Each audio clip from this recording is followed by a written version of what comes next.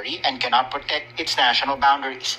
That is how Senate Foreign Relations Committee Chair Amy Marcos described the country as she bared the preliminary findings of their inquiry into the arrest and surrender of former President Rodrigo Duterte to the International Criminal Court. Yun na nga ang sinasabi ko na nakakahiya itong nangyari. Apakalungkot natin bilang Pilipino para tayong failed state. At kung naman sinabi mo, kung nangyari minsan, pwede kapatid mo.